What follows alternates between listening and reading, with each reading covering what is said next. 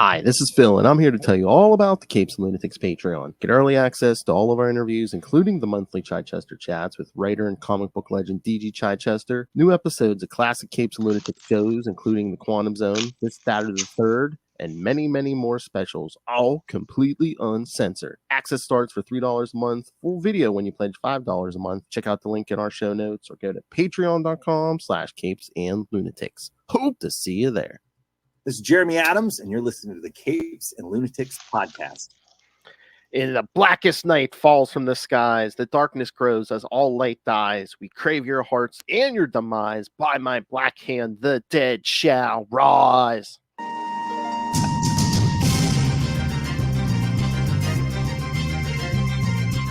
Enough from the Republican National Convention. Welcome back to 314, the Green Lantern podcast. I am Phil. Joining me, as always, master of all cores, living and dead. It is. I am Will. Hey, everyone. That's right, kids. We're back for part 7. We're a little over halfway. Part 7 of our 13 weeks of Blackest Night. This time we're gonna wrap up Blackest Night's Batman, Superman, and Titans. Green Lantern Corps 41 and Green Lantern 47.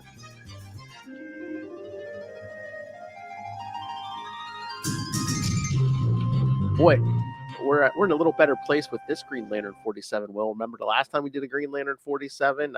Emerald. Oh yeah, was knocking on Emerald Twilight Part 1. Yeah, that was. No, wasn't it? No. It was that one right before it with Green Arrow. Yeah. Green.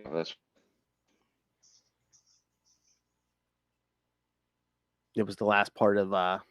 It was the last issue with by writer He Who Will Not Be Named. Exactly. Mm-hmm. Yep. Absolutely. All right, so I know people have been on the edges of their seats. Will, you finally got to read Green Lantern number 7. What did you think? Yes, it's very interesting. So the Supreme Chancellor, Ambassador, whatever his name is. I mean, he's being set up as kind of this, bad guy, right? Mm-hmm.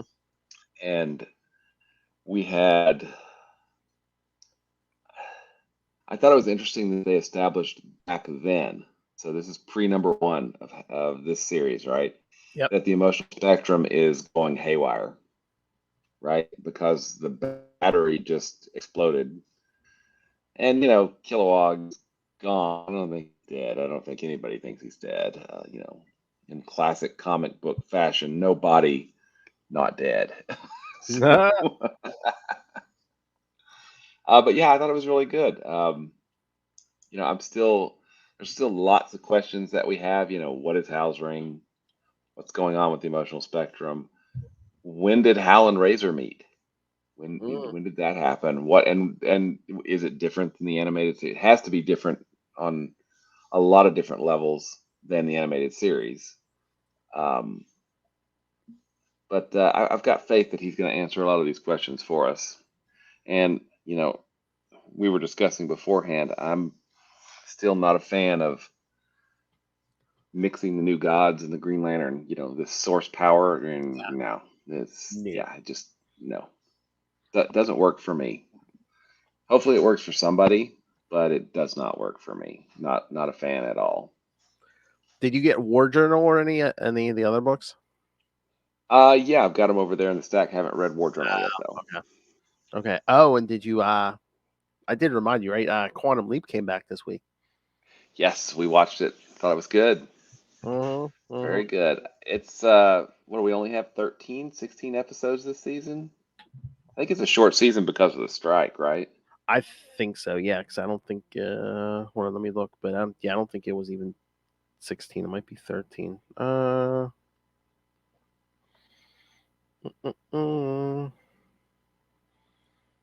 We have, it looks like 4 episodes left. Yes. 4 episodes. 10, 11, wow. 13. Yep. Are they just going to go one right after the other? It kind of looks this on this app, on my app, but it's never, sometimes it's not right. But yeah, I mean, it might be. Oh my, cool. The last 2, it's saying the last 2 are on the same day. So unless they do like a 2-parter? 2-parter. So I don't know, but we shall see. All Very right. cool. Shall we get to tonight's issues? I think so. Why not? It's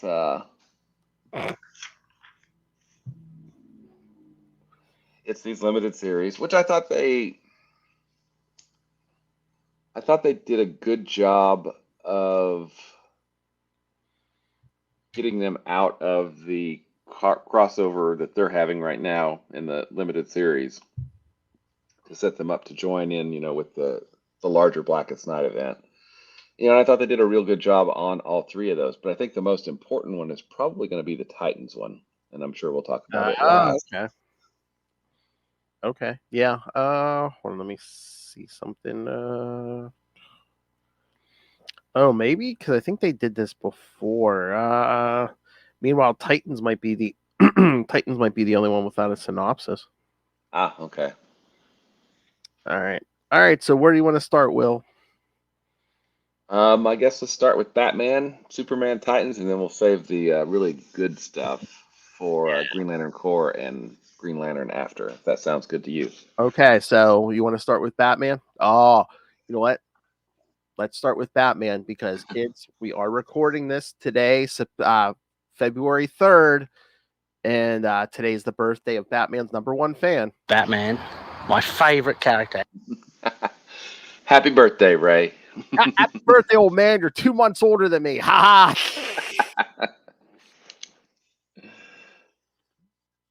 All right. So, yes, in honor of Ray's birthday, let's do Batman first. All right, kids.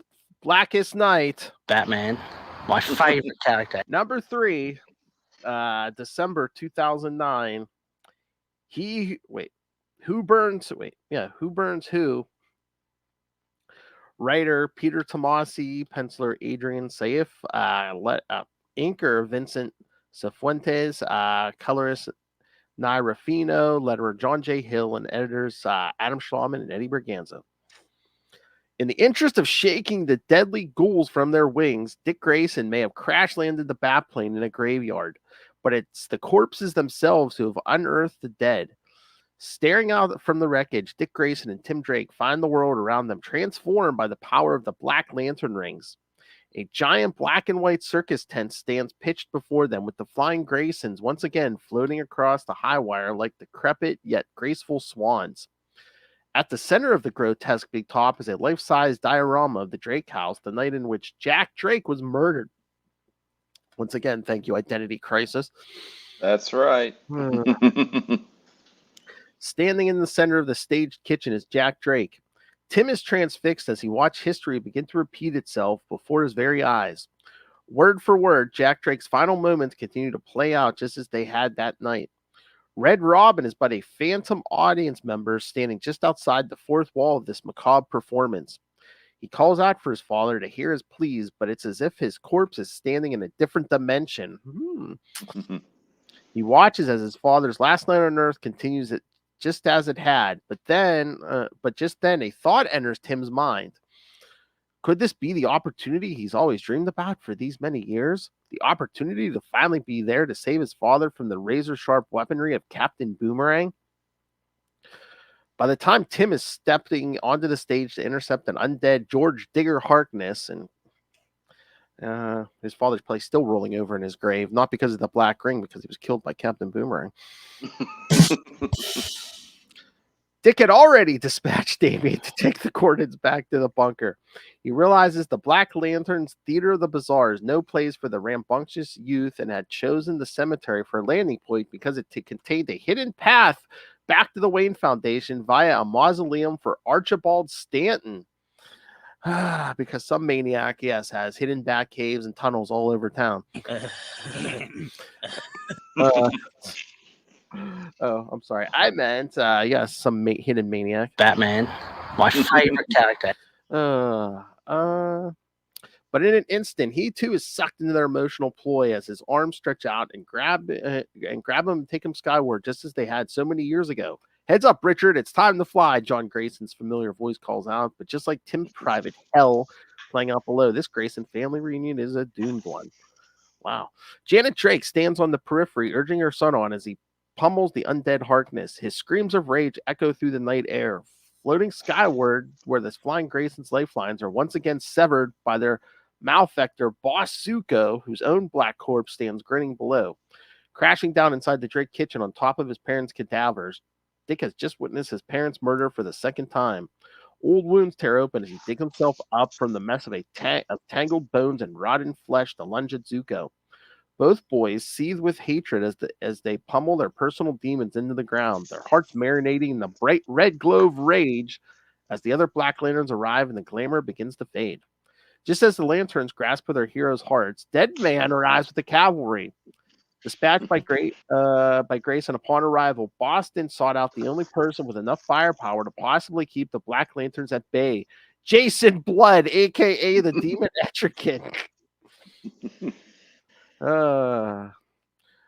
Taking control of Blood's body, Brand invokes the demon and races to the graveyard where he blasts the encroaching dead. But neither Blood nor the demon is very happy about being controlled by the ghost detective. And what's more, even though the heartless Hellspawn is impervious to the Black Lantern's touch, the blistering hellfire of the demon is not unending. Dick realizes that they're going to need a backup plan. Radioing back to the bunker, he has Damian send them out Mr. Freeze's freeze gun from the armory via one of his old Nightwing gliders. The ice cannon arrives just in time as their fuel supply begins to run low. The ravenous horde of undead encircles them, and with not a moment to spare, Grayson uses the gun to freeze Tim solid before pointing the ray at himself. With the heroes encased in ice and temporarily frozen, their emotions vanish from the sonar-like vision of the Black Lanterns. With no prey to feast on the Lanterns are forced to take off in search of other sustenance, and once they depart, Dead Man enters the bodies of both men in order to give them the needed strength to shake themselves free of their petrified state. Although their personal demons have been vexed, the threat of the Black Lantern still lingers over all of Gotham and the world, and now Dick Grayson and Tim Drake turn their attention towards passing on the knowledge they've just garnered to the rest of the superhero community and rejoining the fight to thwart the Black Menace. Thoughts? If the demon is calling you something foul, you're pretty foul, don't you think? Yeah. Doesn't he call them foul something, I believe, when he shows up? Gone the form of man, or as the demon plot device. Exactly. But freezing so that their emotions would be contained. Kind of clever. It basically gets them out of this for more or less in the way they started it. So now they know they know a little bit of what's going on, and perhaps better how to fight them. So. Oh, wait, here we go. A mausoleum marked Archibald Stanton, holds the secret tunnel like it said. This is, of course, a reference to the tombstone at the ending of Sergio Leone's classic Western, The Good, the Bad, and the Ugly. So, I did not know that. You did not get that either, yes. Yeah, So how did you feel about, they didn't defeat the Black Lanterns, is basically they just made them go away. Yeah, which chase after other people, which is not super heroic, but they survive. When you get right down to it, there's not much street level Batman, Yeah. I mean, but couldn't they at least have we kind of destroyed our own zombies, or we kind of at least contain them until the Green Lanterns to figure out what the hell's going on. Mm-hmm. It just seems weird. Is this the one? No, it's Superman. It's like, yeah, find Jordan or Stewart or even Guy Gardner. I think that's what he says. Yes. Or God help us, Guy Gardner. Yeah, this is pre-Jessica, pre-Simon. Yes. Pre-Joe. Yeah. So. Yeah, it's only the 4 Earth Green Lanterns. Yeah. Yeah. The 4 Corpsmen. Yeah, the 4 Corpsmen. Because Simon and Jess. Yeah, because Simon shows up first. That's not till New 52. Exactly. So that we still got like 2 years, I think, until he shows up approximately. All right. So, other thoughts on Batman, or should we get to Superman? The dynamic. What was I that? don't know. I thought the dynamic was interesting between Tim, Dick, and Damien Yeah. because Damien's kind of a loose cannon here. And see, I wasn't reading Batman at this time, so I don't really know how that played out. How long was Batman gone? Was it 6 months? I mean, it might have been. I'm thinking it might have been a year. It might have been close to a year. Oh, okay. Yeah, because like Bruce Wayne comes back, and then basically him and Dick Grayson are both Batman until New 52. Yeah, because Grant Morrison. That's when Grant Morrison started Batman Incorporated when Bruce comes back. So. Ah, gotcha. Okay. And the Red Cool. Robin stuff. Red Robin stuff. Fabian was writing a good. Fabian Nicieza was writing a good Red Robin series until they ended that for New 52. Damn, New 52. I've liked Tim Drake since he first showed up back in, A Lonely Place of Dying. Yes, me too. 1990, yes. That's why I said, hey, just like with there's certain certain fictional characters like Tim Drake's one of them, Bart Simpson's another one. Kind of when they debuted, I was around the same age as them, so yeah, kids. Cool. You want to feel old if they age in real time? Yeah, Bart Simpson and Tim Drake would be in their 40s right now. You're welcome. Ouch. Well, Bruce Wayne would be dead. That's true. That is true. Very true. You're welcome, yeah, Ray. It's your birthday. I thought that this was, it wasn't great, but it did what I guess they wanted it to do, which was expand the Blackest Night out into everyone Batman. Yes. Yeah, into everyone's books, but not necessarily take over their books. So, they each got these little 3-issue limited series, right? I mean, as much as we love the event, did everyone in the DC universe need to be involved in this event? See, I really don't think a lot of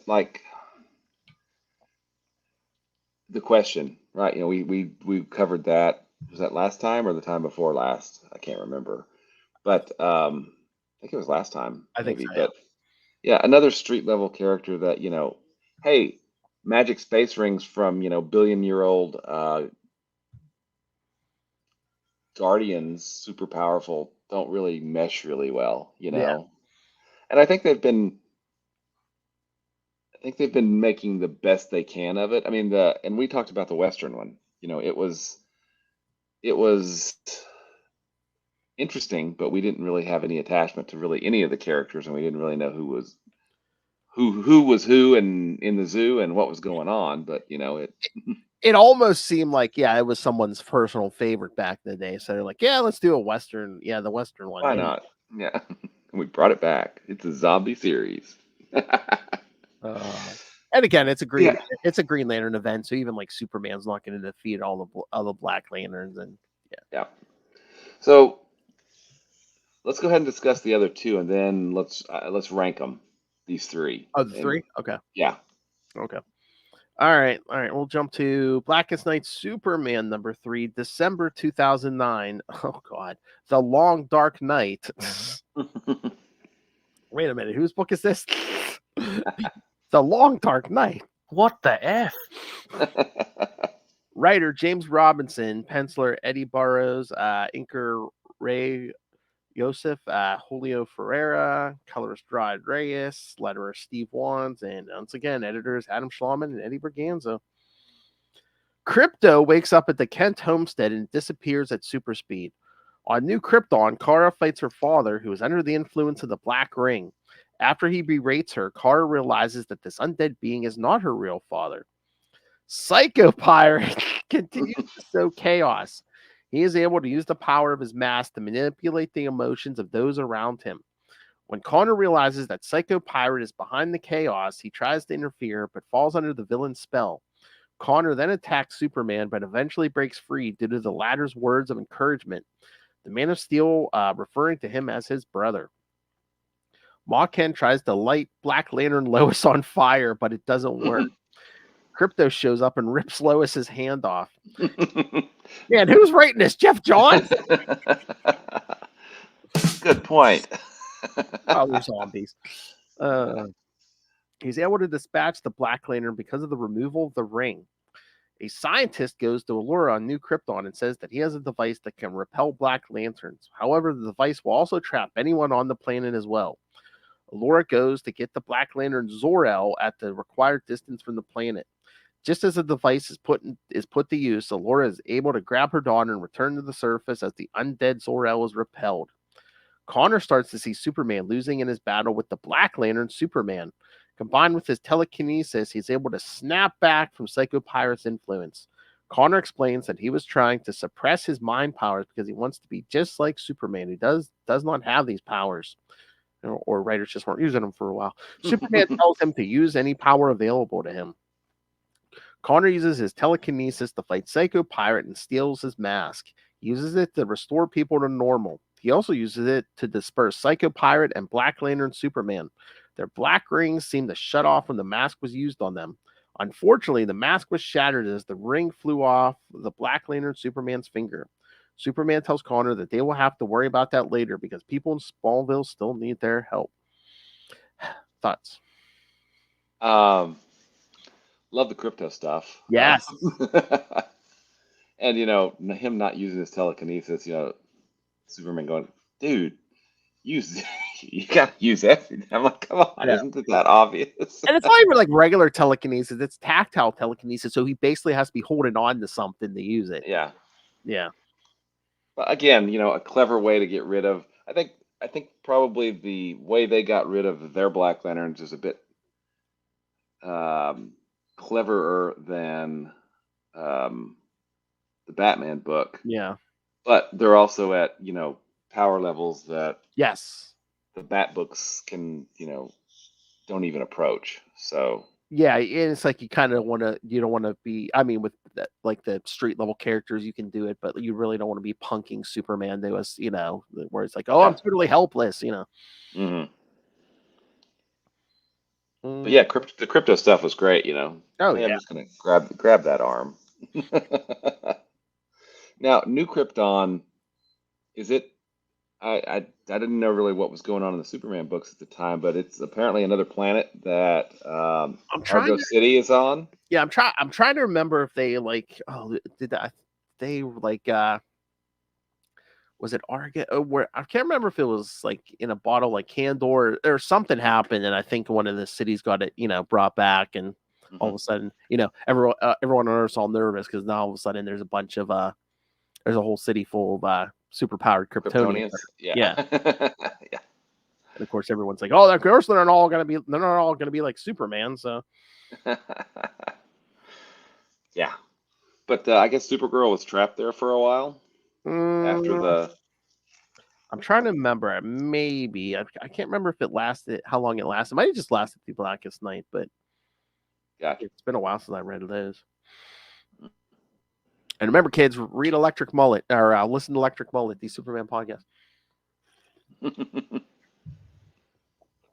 All right. So, any other thoughts on Superman, or should we get to the Titans? Let's get to the Titans. All right. Something interesting does happen in the Titans, Yes. All right. Like I said, I'll do the credits. No synopsis here, of course, again. Blackest Night Titans number 3 from December 2009. Oh God, sorry, Prince. When Doves Cry. Writer J.T. Kroll, penciler and inker Ed Benes, colorist Hi-Fi Design, letterer Rob Clark Jr., and editors Eddie Berganza, Brian Cunningham, Adam Schlauman, and Rex Ogle. Yes, kids, 4 editors for this thing. All right, so what happens here? Well, yes, we don't have a synopsis. So we rejoin the action. Starfire and Cyborg are under the thrall of, and I can't remember her name. Oh, is it Lilith? Lilith, yeah. And then Tara is messing with Garth. Yeah. And then we get some really, really dark stuff with Donna Troy. I mean, smush kind of, smush. Oh, yes. literally crashes in the head of her zombie baby. Yes. Yes. Puts her fist through her dead ex-husband. Yep. Yeah, it gets pretty dark. And then Dove shows up with the two hawks behind her, and basically, I don't know, she kind of nukes one of the hawks, right? Um. Her sister. Yeah, her sister. Yeah. Because I guess she has this light. That can, I guess, fry them. Mm-hmm. And then she ends up nuking the rest of them, but some of them run away. And that's pretty much the issue. Except she does have an extended kind of dream sequence thing with Don Hall, D-O-N Hall, the original Dove, Yep. where he talks to her about helping Hank. Yeah. She said. Yeah. Spoilers, people. Guess who comes back during Brightest Day? Oh. Hank Hall. We'll get that in 6 more weeks, kids. Brightest Day. Right. Brightest Day. It's coming. It's coming. So, and then of course, Don has been at this point, so he is slowly learning. You know, as far as I know, this is really the only kind of traditional zombie stuff, right, that happens during Blackest Night. Yeah. From a, you're bit, you're infected, you're turning into a zombie, right? Yeah. Do you remember anything that happened anywhere else? No, because I mean everything we've seen, everything we've read so far, it's like, I don't remember anyone getting bitten. It's basically the rings are basically want to kill, literally just kill people real quick and get those rings on them. Yeah. Yeah. So yeah, it's kind of interesting, and I'll be curious to see because we were chatting beforehand. I don't remember exactly what happens with Donna, during the rest of the crossover. So Yeah. No lie. we'll have to watch for that. Now, it ends with them getting the word out. There's a really cool bit at the end. Donna Troy is talking to Dove and saying something you mentioned. She says, out there, and then Bart's there and he says, well, hey, when did you talk? I just talked to the Flash. When did you do that? Well, between out and there. Which I thought was a cool little gag. Mhm. But yeah, I thought this one was pretty good. Although I don't. So let's circle back around. How would you rate the three of these, limited series? Let's see. I mean, like, I mean, if you were gonna go for like a class, like you were saying, like a classic zombie tale, gore fest and all. I mean, the Titans was your bulk here. Yeah. Mm-hmm. I had a personal love for Batman, especially from this era. Mm-hmm. I don't know. I might have to go. You mean the 3 series as a whole? Yeah, see, and that's a good point because I think overall, the strongest had been Batman until this issue. But I Yeah, don't think that this issue of Batman was the strongest one. And then yeah. second was Superman, and third was Titans. But the way Titans ended, I feel like it's the Better. Yeah. strongest issue this time. But overall, Mhm. I would probably almost have to put like the Superman book last, I think, and then Batman, and then Titans. But because the ending of the Titans I kind of made it overall better. It was much more deeply embedded, I think, into Blackest Night because of the stuff that's going on with Dawn, right? Yeah. I mean, yeah, Titans definitely stuck the ending better than the other two. Mhm. I guess. So are we going? Like I said, so we're going as a series as a whole. Yeah, series as a whole. All right. I mean, I'm probably gonna go from best to worst. I mean, it's hard too because there was good and bad with all of them. Probably Yeah. Batman, maybe Batman, Titans, Superman. Okay, cool. Well, I mean, we kind of agree that Superman was just kind of, I mean, it was still good, but it wasn't. And really, the difference between all three of these is really kind of small. I mean, they're all kind of about the same. I just kind of tightens the edge because there is more really cool intrinsic stuff, and we get classic zombie bite, with Donna Troy. Mhm. But with Dove, we get, really important stuff from a plot standpoint, for Blackest Night, and the other two books were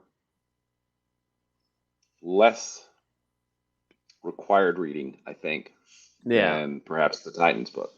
Well, it's always hard too with Superman, where it's like any story he's involved in, even tangentially, or it's like, well, why isn't Superman solving this problem?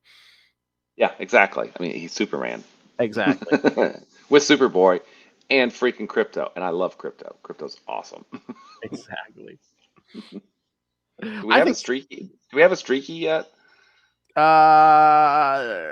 at this point, I don't think so. I'm not sure. Again, that's not. I'm not It's sure. been a while. Yeah, but yeah, I mean, some of these books, it almost seemed like they were ads for, oh, hey, are you reading Superman at this point? This is what's going on in the Superman books right now. New Krypton, and yeah, Yeah. And hey, this is the Blackest Night things going on too. Maybe you want to check it out. So there was, well, I think they did a fairly decent job of that because they showed you what was going on in the Superman books. You also got a hint of what's really going on with Blackest Night, and as a 3-issue series, it's not back then. It wasn't a huge investment. What are these, like $250, $299? some. Let me see. Let's see here. It looks like $2.99. Yeah.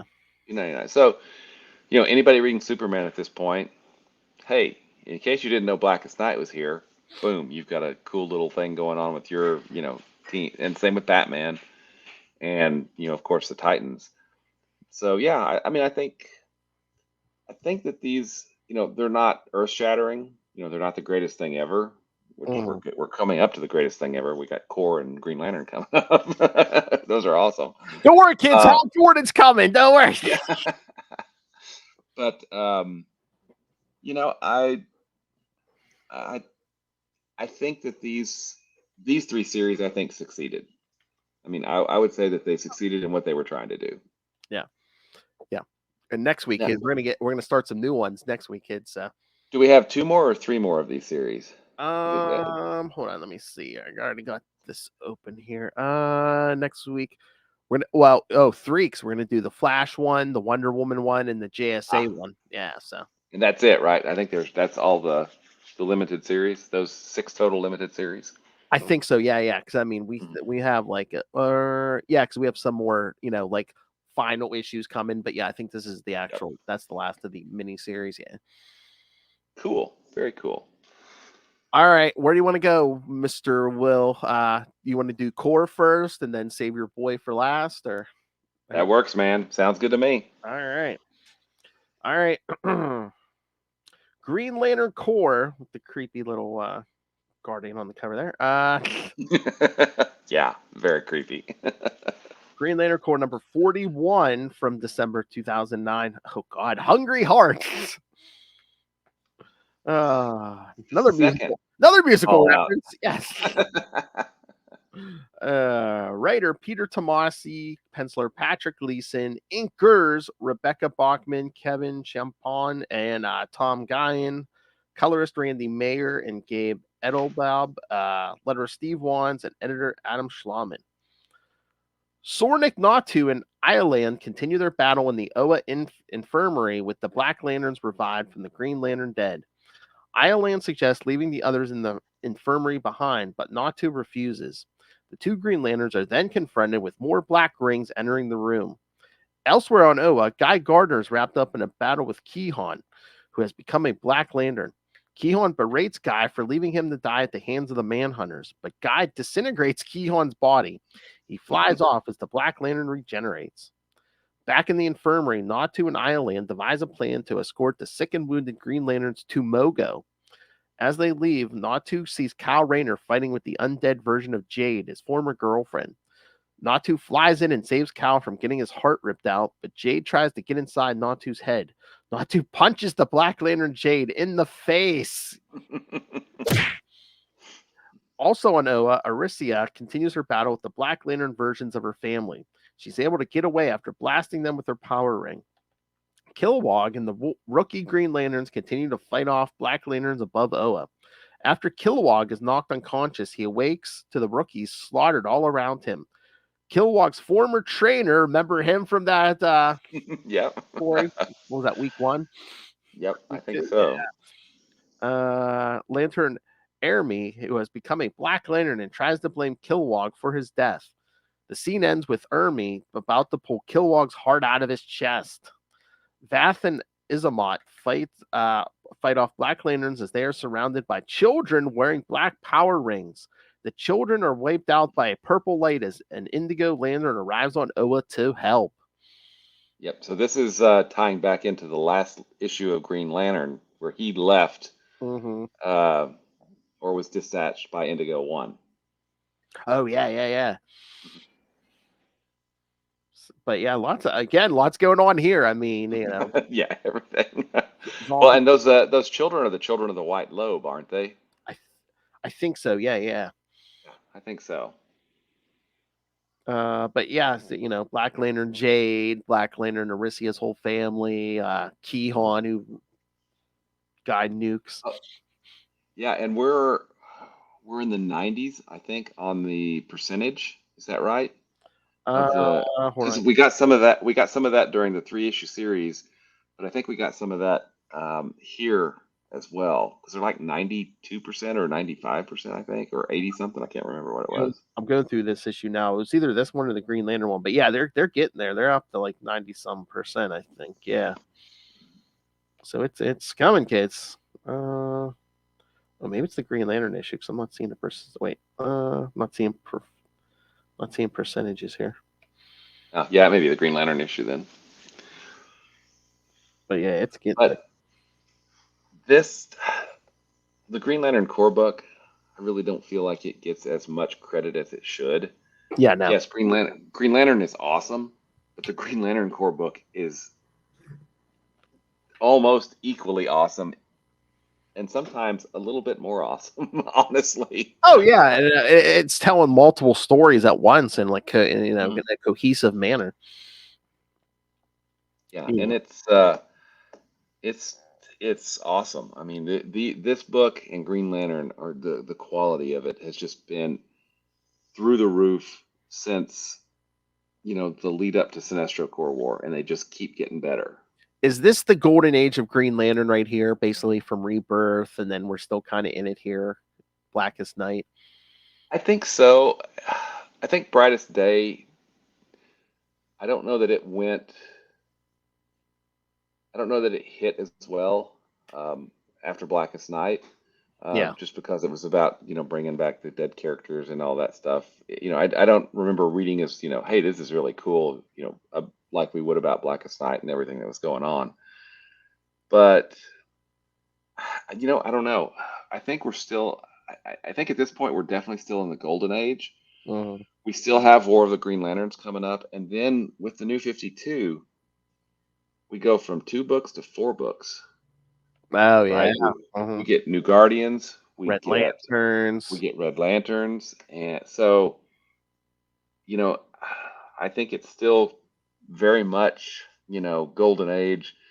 I think Brightest Day may have been a slight misstep, and it's been a long time since I read it, so we'll be able to for ourselves see what's going on with it. But we're definitely in kind of the golden age of Green Lantern. Rebirth through and that's probably because Jeff Johns is really in the driver's seat. Yeah. Once he leaves during New 52, things change, and then he comes back for his kind of final arc, right? Mm-hmm. So I don't know. I think there's still so much great stuff coming, right? Yeah. So I guess we'll have to just kind of see when we get. It'll feel different at some point, right? Then we won't be in the golden age anymore. Oh yeah. All right. You ready for your boy? Didn't get any of them last week, so.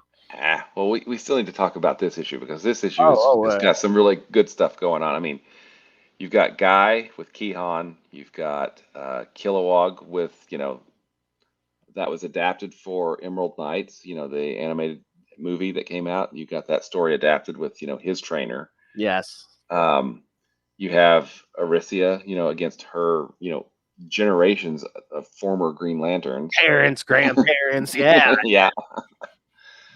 And then, of course, you've got Kyle and Jade, and then Natu and Iolande, who I think, don't get me wrong, but I think that they've managed to survive all the New 52, all the other crap that's gone down. And I think Iolande, well, and Natu's still alive. We know that because we saw her in. Did we see her? I can't remember the last time we saw her. That may have been Rebirth. That may have been the Green Lanterns Rebirth series, but Iolande is still alive, I believe, because she was one of the. She got reassigned as a Star Sapphire, I think, at the end of. Oh, maybe. But it's cool to see that these characters, yeah, they're here, but they're also still here, for today's, even after the bloodbath that was the previous volume of Green Lantern. And the art on this issue is phenomenal. We've got the same art team. And we've got a great cliffhanger ending, with the Indigo Tribe. And at this point, what do we know about the Indigo Tribe? Not much, right?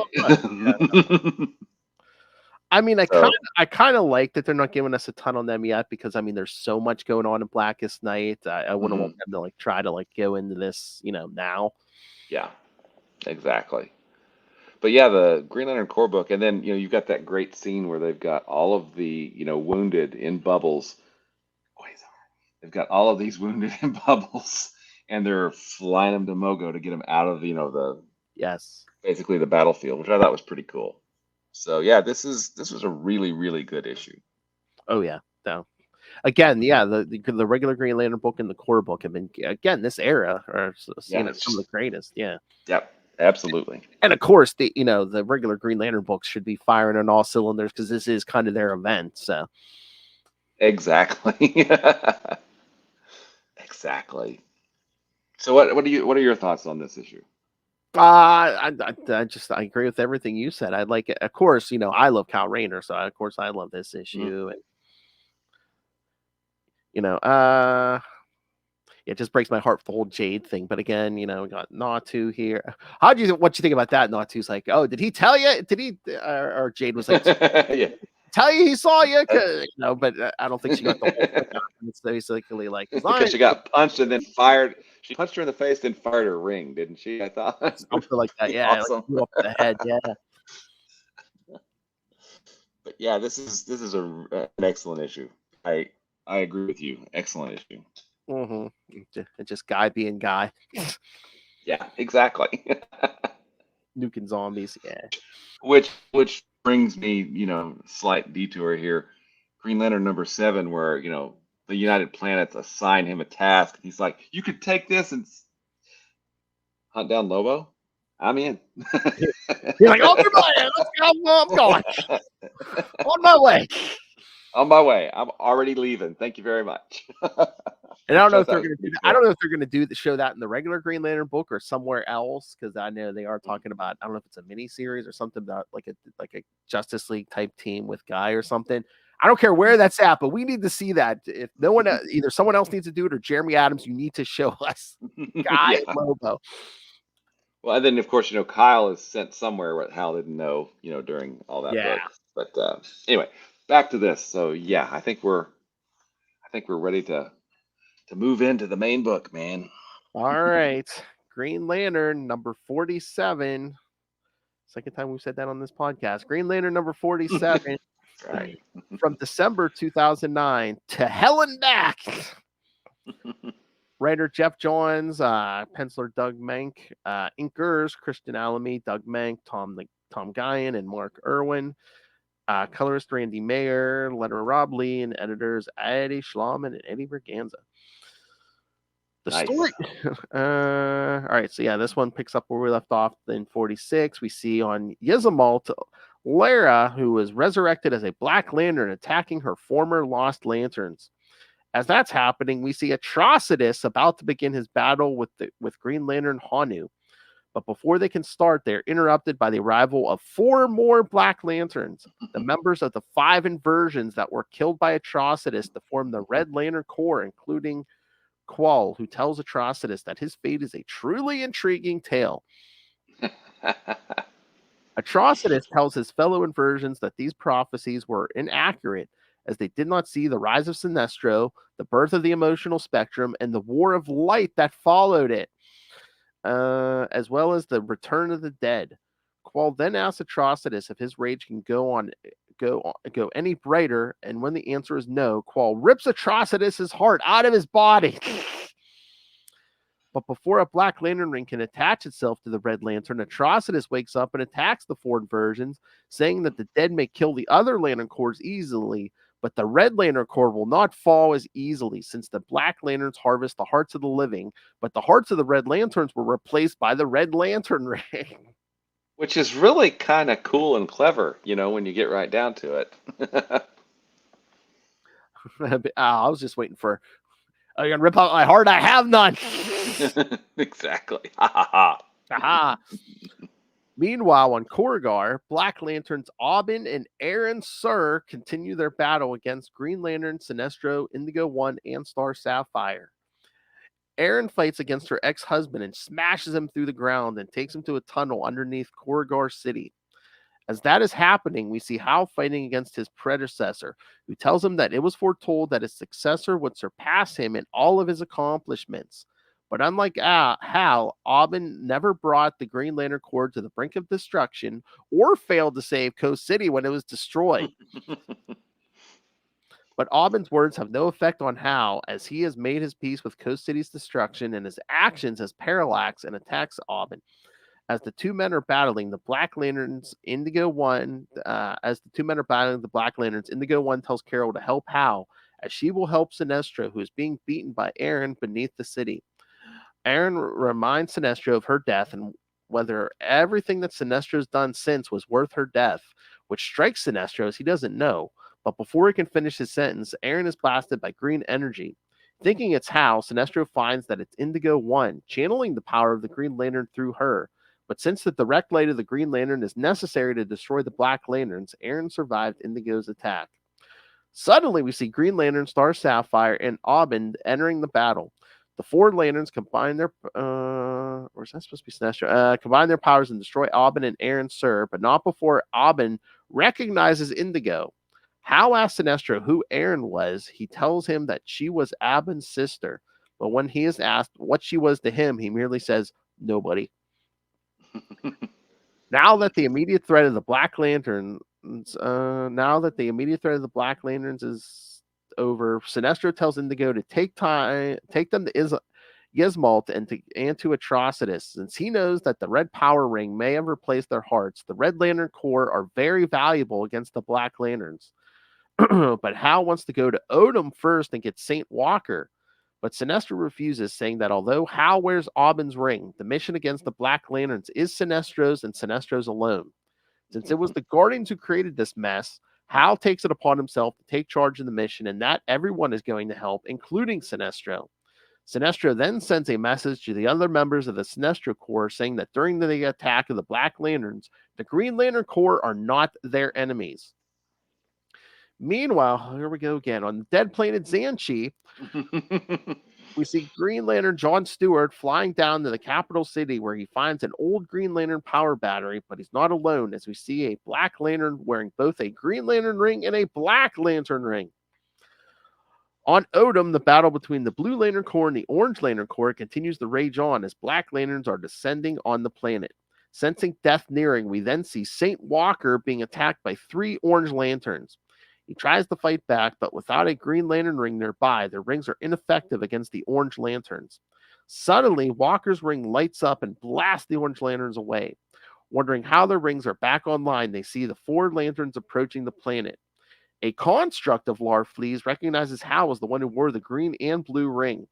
But before Hal can attack, the Orange Lantern Corps disappear, leaving the Blue Lantern central power battery to fall back on the ground. As Saint Walker, Ganthet, and Sade ponder as to where the Orange Lanterns went, We see that Larfleeze is being attacked by the Black Lantern Corps, more specifically by the corpse of the avatars of the Orange Lantern Corps that Larfleeze has stolen over the centuries.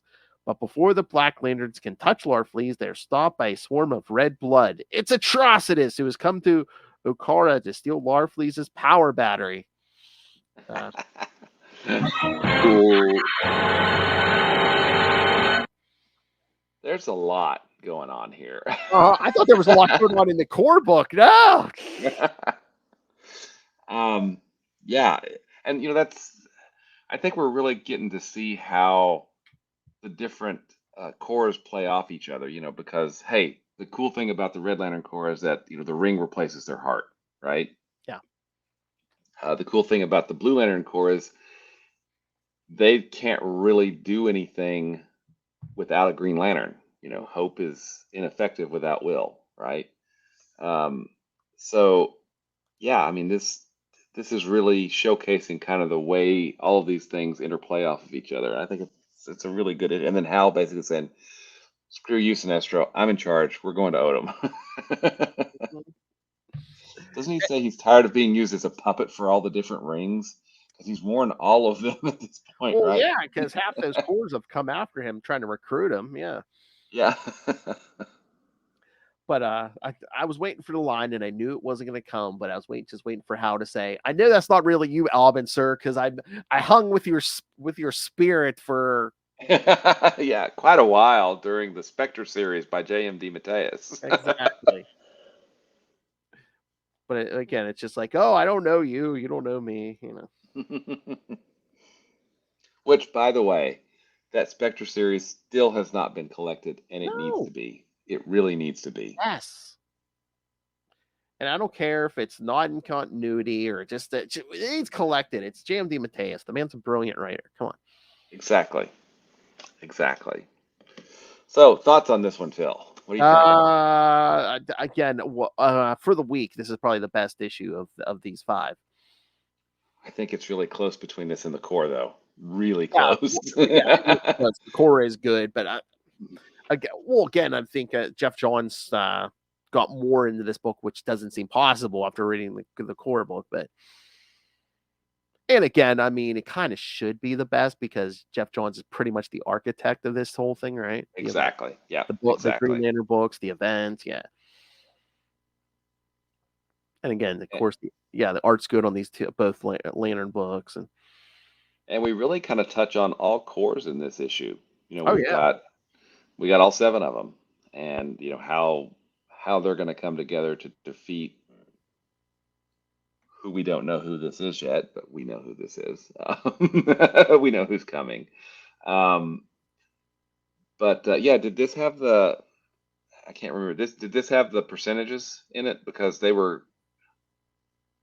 Hold on, let me. Maybe that was just in like the Titans book or the miniseries.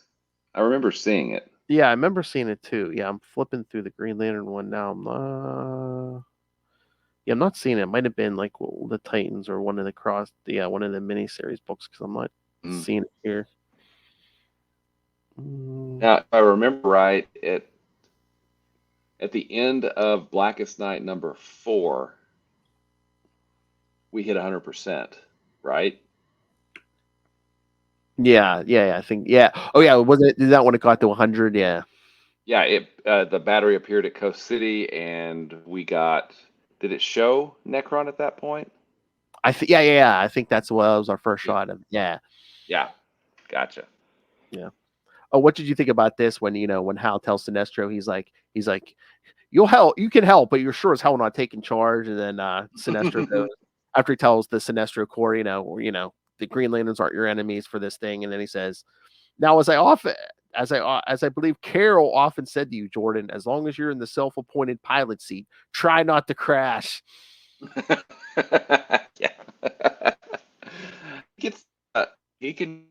He and Carol can really pick at exactly all of Hal's weak points, really easily. Yeah, and because Sinestro and him haven't, and vice versa, Hal can really punch at Sinestro where he's kind of weakest as well, because he knows they know each other so well, and they're still friends-ish. Yeah, because there's a good line coming up in Rebirth, I believe. We'll always be friends. And the other thing, I'm trying to remember if this goes where this goes by the end of Blackest Night, but ever since Rebirth, I'm like, doesn't seem like they're giving John as much to do as everyone else. Yeah, and I think that's a fair criticism of the Rebirth era, because he was 2814.2, but he went undercover, so we didn't see him for very much of the first year. Hardly any. And then now the he's second now he's year, just hanging out on Xanchi while everything's blowing up. Yeah. yeah, exactly. I think we get more of him, in the lead up to like War of the Green Lanterns, where we have all four of them together. But you're right. That's definitely I think that's a fair criticism. I mean, Because we get Guy, we get Kyle, but John is kind of relegated to second fiddle. and I don't know if people were just like purposely ignoring it or just forgetting or just not wanting to go there, but it's just like, I mean, this is a guy at one point we're like, oh yeah, you're kind of like a guardian, but now all of a sudden he's like sidelined. Yeah, exactly. And we don't really get that brought back. I mean, that's one of the things that I really, really liked about the Thorn run, the Yeah. previous volume of Green Lantern, was, actually touching on Mosaic and, showing that John is an ascended being and what that means. But we don't seem to be getting much additionally on that after the series, because that's been almost 2 years ago at this point, right? That the series ended. So no, I don't know. But yeah, you are not wrong that it does seem like he is very much sidelined during Blackest Night. Yeah, that's the only thing I really have a problem with is like, we could use more John Stewart in this thing. Mm-hmm. Yep. But again, like I said, I don't remember where that storyline goes by the end of this. So I mean, I might be eating by the end of this. Well, I don't remember, but my gut tells me that it's going to be just Katma and Xanshi trying to do the thing that all the other Black Lanterns are trying to do specifically to him. So I don't know. I mean, I don't think we even really see him in the Blackest Night book. I think he only shows up in the Green Lantern book. We'll have to check that as we move through. But yeah, you're absolutely right. He is kind of sidelined and really has been, since Rebirth, honestly. All right. Anything else, William? Good week. Good week. Yes. All right. Well, next week, like I said, we're going to start 3 new miniseries: Blackest Night Flash #1, Blackest Night Wonder Woman #1, Blackest Night JSA #1, and we're still going to get Green Lantern Corps 42 and Green Lantern 48. So cool. Coming up to another 50 here. That's right. 250. And don't we get a cover? I believe it.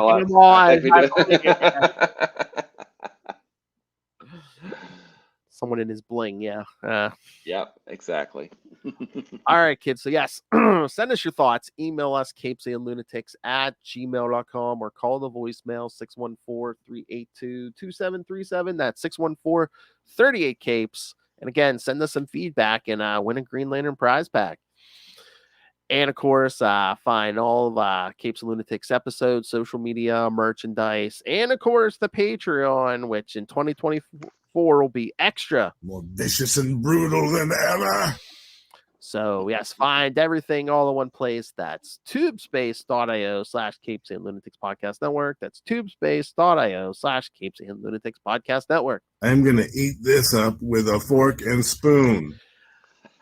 All right, Mr. Will Allred, master of the core, master of the quantum zone, master of podcasting, and hopefully master of Kickstarter, because you have a campaign going on right now, don't you, sir? We do indeed. So First, you can find me at Walred. That's at WALLRED. That's at Gmail and Facebook and Twitter and Blue Sky and several other places as well. But you're absolutely right. We have a Kickstarter running right now for Crossover Division number 5. We're nearly 75% funded at this point with about 3 weeks to go. So we're in a really good spot. But if you want to check that out, you can go to crossoverdivision.com/KS or crossoverdivision.com/Kickstarter. And if you want to check out some other books that I've written, you can do that at Diary of Night at diaryofnight.com. And finally, you've obviously got great taste because you're here listening to Phil and I go on about Green Lantern, which means you probably love Marvel's Quasar almost as much as we do. You can check out all kinds of cool stuff about Quasar at the Quantum Zone, quantumzone.org. I'll put it in my navel. He goes limp in my grip. I am God.